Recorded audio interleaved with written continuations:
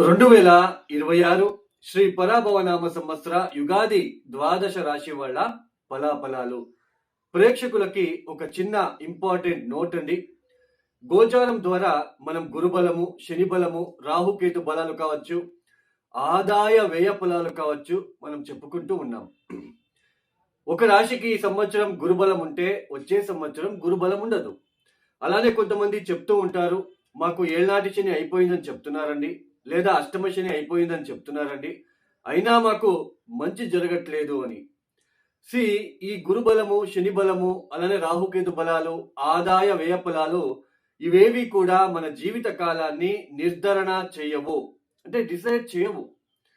మన వైయక్తిక జన్మ జాతక రీత్యా మంచి గ్రహ దశాభుక్తులు జరుగుతూ ఉంటే, అంటే యోగకారక దశాభుక్తులు జరుగుతూ ఉంటే, ఏ పంచమాధిపతినో, ఏ నవమాధిపతినో, ఏ దశమాధిపతినో, ఏ లగ్నాధిపతి దశ కనుక జరుగుతూ ఉంటే, అంటే మంచి యోగకారక గ్రహ దశల భుక్తులు కానీ జరుగుతూ ఉన్నప్పుడు ఈ గురుబలము, శని బలం వస్తే రెట్టింపు ఫలితాలు ఇస్తుంది. అదే మంచి గ్రహ దశాలు లేదా యోగకారక గ్రహ దశలు భుక్తులు జరుగుతూ ఉన్నప్పుడు ఈ గురుబలము, శని బలం లేకపోయినా ఆ భుక్తులు మంచిగా ఉంటాయి కాబట్టి మన జీవితంలో మంచి జరుగుతూ వెళ్తూ ఉంటుంది. అదే మనకు మన వైయక్తిక జన్మజాతక రీత్యా పాప గ్రహాల దుస్థానానికి సంబంధించిన గ్రహాల దశాభుక్తులు జరుగుతూ ఉన్నప్పుడు గురుబలం వచ్చినా, శనిబలం వచ్చినా ఎండాకాలంలో వర్షం వచ్చినట్టుగా ఉంటుంది. తాత్కాలికం, అంటే ఎండాకాలంలో వర్షం వస్తే ఎలా ఉంటుంది, ఆ క్షణము ఆ సమయంలో కొంచెం కూల్గా ఉంటుంది. అంటే చెడు గ్రహాల, పాపగ్రహాల దశాభుక్తులు జరుగుతున్నప్పుడు ఈ గురుబలము వస్తే, శని బలం వస్తే కొంచెం ఊపిరి పీల్చుకోవడానికి అవకాశాలు దొరుకుతాయి. ఎందుకంటే జాతక రీత్యా ఇబ్బంది పెట్టే గ్రహ దశలు జరుగుతున్నప్పుడు మనకి ఇబ్బందులు ఎక్కువ వస్తూ ఉంటాయి. ఆ సమయంలోనే ఈ గురుబలము, శని బలం వచ్చినప్పుడు కాస్త రిలీఫ్ దొరుకుతుంది. అంటే మనకి వైయక్తిక జన్మ జాతక రీత్యా ఉన్న ఏది ఉంటుందో అదే చాలా ఇంపార్టెంట్. గోచారీత్యా జస్ట్ హెల్ప్ అవుతుంది, ఆదుకునే ఒక క్రమేణంలో వెళ్తుంది అనే చెప్పవచ్చు.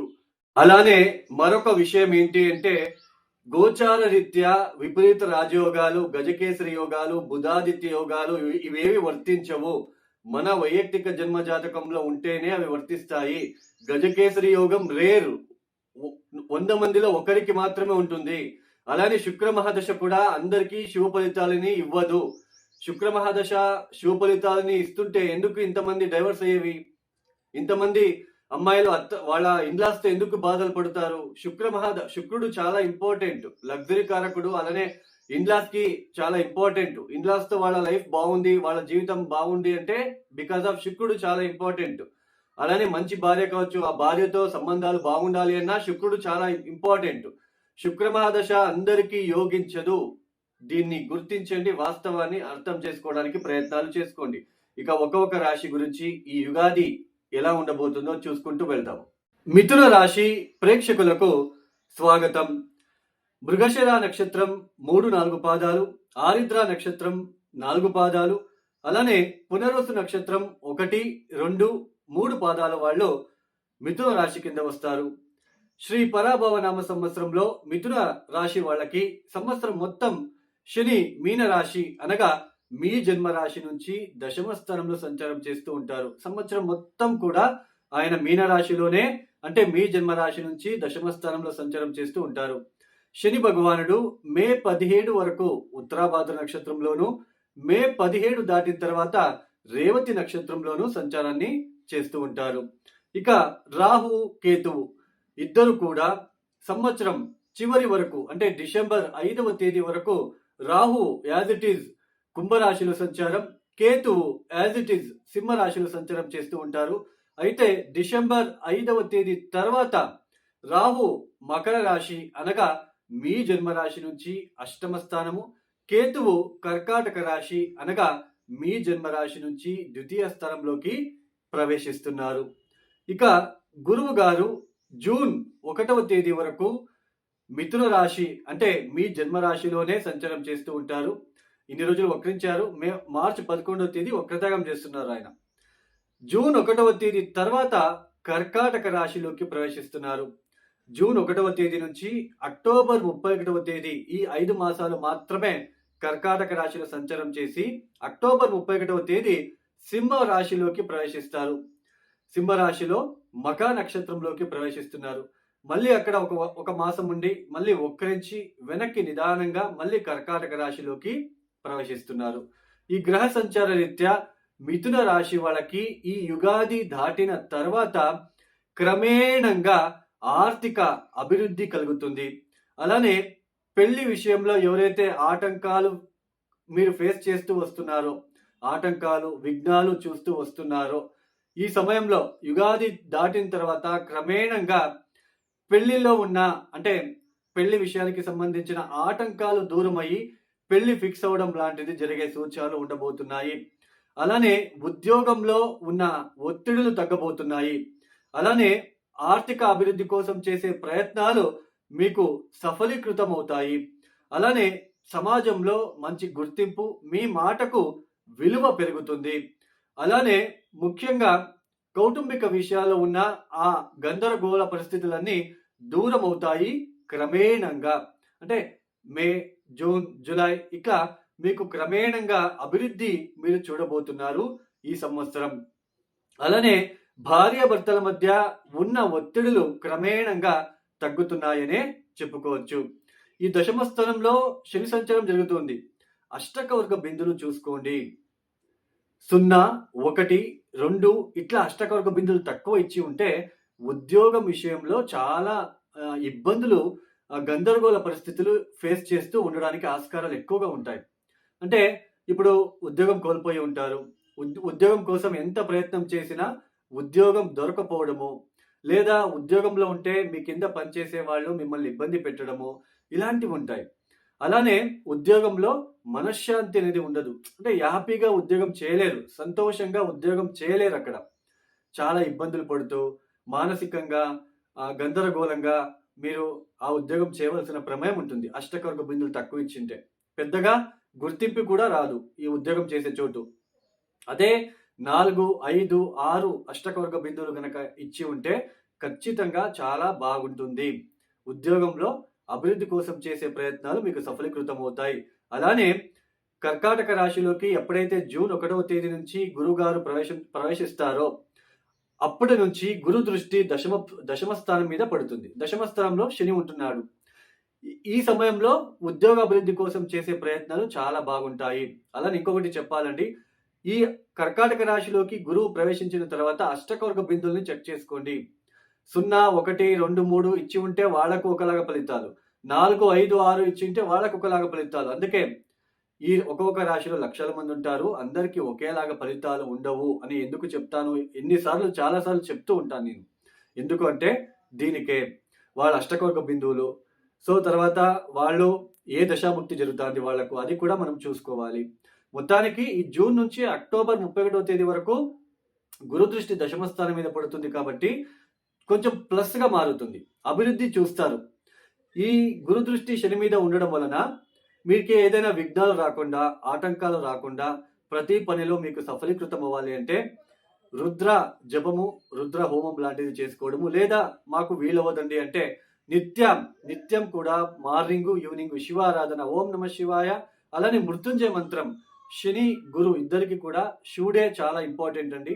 ఇలాంటి దృష్టిలో వచ్చినప్పుడు, ఇలాంటి దశాభుక్తులు జరుగుతున్నప్పుడు, శని మహాదశలో గురుభుక్తి, గురు మహాదశలో శని భుక్తి జరుగుతున్నప్పుడు శివ సహస్రనామం చదువుకోవడము, శివుడికి ఓం నమ శివాయ చదువుకోవడము, మృత్యుంజయ మంత్రం చదువుకోవడము, ఇవి ఎంత చేస్తారో. నేను పారాడుకుంటూ ఓం నమ శివాయ చదువుకుంటానండి, లేదా నేను పని చేసుకుంటూ ఓం నమ శివాయ చదువుకుంటానండి, అలా చేయకండి. మార్నింగ్ కూర్చోండి, ఒక 1/2 అవర్ ఓం నమ శివాయ, ఒక 1000 సార్లు చదువుకోండి, 1/2 అవర్లో అయిపోతుంది. మీకు అప్పుడు ఈజీగా ఫలితాలు అనేది కనిపిస్తాయి. మీకు మీరే స్వతహా చేసుకోవాలి ఇలాంటి పరిహారాలు, అప్పుడే మీకు ఈజీగా వర్తిస్తుంది. సో ఇలాంటి పరిస్థితులు వస్తున్నాయి కాబట్టి మిథున రాశి వాళ్ళకి బాగుంటుంది. బట్ అష్టకవర్గ బిందువులు చూసుకోండి, వాళ్ళు ఎంతవరకు మీకు శుభ ఫలితాలు ఇస్తారు లేదా మిశ్ర ఫలితాలు ఇస్తారో అష్టకవర్గ బిందువుల నుంచి తెలుస్తుంది. ఈ శని దృష్టి గురు దృష్టి శని మీద ఉంటుంది కాబట్టి ఈ మృత్యుంజయ హోమము, లేదా మంత్రాలు చదువుకోవడము, శివ సహస్రనామము, ఓం నమ శివాయ చదువుకోవడము చాలా ముఖ్యంగా ఉంటుంది. అలానే సంతానం కోసం ప్రయత్నాలు ఎవరైతే చేస్తున్నారో వాళ్ళకు ఇది చాలా బాగుంటుంది. అలానే వ్యాపారం, కాంట్రాక్టర్స్ కావచ్చు, బిల్డర్స్ కావచ్చు, హోటల్ బిజినెస్, హోటల్ మేనేజ్మెంట్, అలానే రోడ్ కాంట్రాక్టర్స్ కావచ్చు, బిల్డర్స్ కావచ్చు, వాటర్ బిజినెస్, అలానే ఈ గోదావరి సైడు ఎవరైతే ఫిష్ బిజినెస్ కావచ్చు, వాటర్ బిజినెస్ కావచ్చు, అలానే పొలాలకి సంబంధించిన పొలం పనులు చేసుకొని ఎవరైతే లైఫ్‌ని లీడ్ చేస్తూ ఉంటారో వాళ్ళందరికీ కూడా చాలా బాగుంటుంది ఈ సమయంలో. వాళ్ళు ఈ సమయంలో నేను చెప్పిన పరిహారాలు చేసుకొని ఒకసారి చూడండి, మీకే అర్థమవుతుంది. అలానే మనకి రాహు యాక్చువల్లీ నైన్త్ హౌస్‌లో ఉన్నాడండి. కేతు తృతీయ స్థలంలో ఉన్నాడు. ఇది పెద్దగా అయితే మీకు ఇబ్బంది పెట్టదు. బట్ ఈ సోదరులతో విభేదాలు, తండ్రితో విభేదాలు కాస్త రావడానికి అవకాశాలుంటాయి. ప్రతి పనిలో కూడా మీకు కొంచెం డిస్టర్బెన్సెస్ కలిగిస్తూ ఉంటుంది. బట్ గురు సంచారం బాగుంది కాబట్టి పెద్దగా ఫీల్ అవ్వకండి. బట్ డిసెంబర్ 5వ తేదీ దాటిన తర్వాత రాహుకేతుల ఒక సంచారం బాలేదు. కౌటుంబిక సమస్యలు, ఆరోగ్య సమస్యలు, ఆకస్మికంగా ధన నష్టము కూడా కలిగే సూచనలు ఉంటాయి. ఒకసారి మీరు చూసుకోవాలి. ఈ మిథున రాశిలో పుట్టిన మృగశిర నక్షత్రం 3, 4వ పాదాల వాళ్ళకి గురు సంచారం, శని సంచారం ఎప్పుడు బాగుంటుందో చూద్దాం. ఎప్పుడు వీళ్ళకి ఎక్కువ శాతం శుభ ఫలితాలు వస్తాయో చూద్దాం.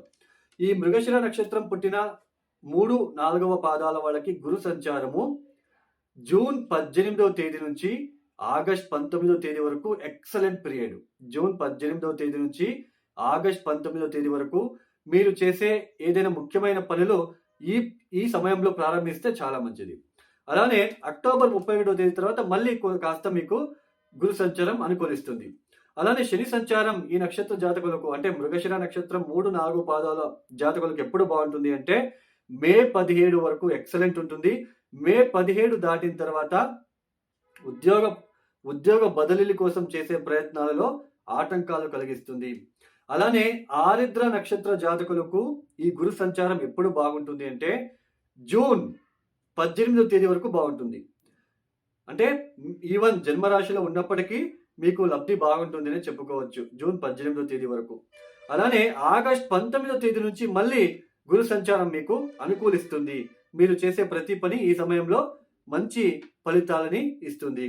అలానే ఈ ఆరిద్ర నక్షత్ర జాతకులకు శని సంచారము మే 17 దాటిన తర్వాత చాలా బాగుంటుంది. ఉద్యోగ ప్రయత్నాలు లేదా ఉద్యోగ బదిలీలు,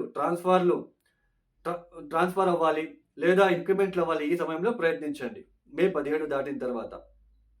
అలానే పునర్వసు నక్షత్ర జాతకులకు 1, 2, 3వ పాద నక్షత్ర జాతకులకు గురు సంచారము ఎప్పుడు బాగుంటుందంటే జూన్ 18 నుంచి ఆగస్ట్ 19వ తేదీ వరకు చాలా బాగుంటుంది. ఈ సమయంలో మంచి ప్రాఫిట్ గా చూస్తారు. అలానే అంటే ఈ సమయంలో మీరు చేసే ప్రతి పని మీకు సత్ఫలితాలను ఇస్తుంది. మళ్ళీ ఈ గురు సంచారం ఈ పునర్వసు నక్షత్ర జాతకులకు అక్టోబర్ 31వ తేదీ తర్వాత చాలా అనుకూలిస్తుంది. ఇక శని సంచారం ఎప్పుడు బాగుంటుందంటే మే 17 వరకు చాలా అనుకూలతలు ఇస్తుంది. ఇది అండి ఈ ఒక శ్రీ పరాభవనామ సంవత్సరం యుగాది మిథున రాశి ఫలాఫలాలు. ఎవరికైతే ఈ వీడియో నచ్చితేనే లైక్ చేయండి, షేర్ చేయండి, సబ్స్క్రైబ్ చేసుకోండి. అలానే ఎవరికైనా ఆస్ట్రాలజీ కన్సల్టేషన్ కావాలనుకుంటే డిస్ప్లే అవుతున్న నెంబర్కి నేరుగా కాల్ చేయండి. ప్రాబ్లమ్స్ చెప్పుకోరాదు, సింపుల్ రెమెడీస్ ఉంటాయి. ఇక సర్వే జనం సుఖినో భవంతు. ధన్యవాదములు. జై శ్రీరామ్.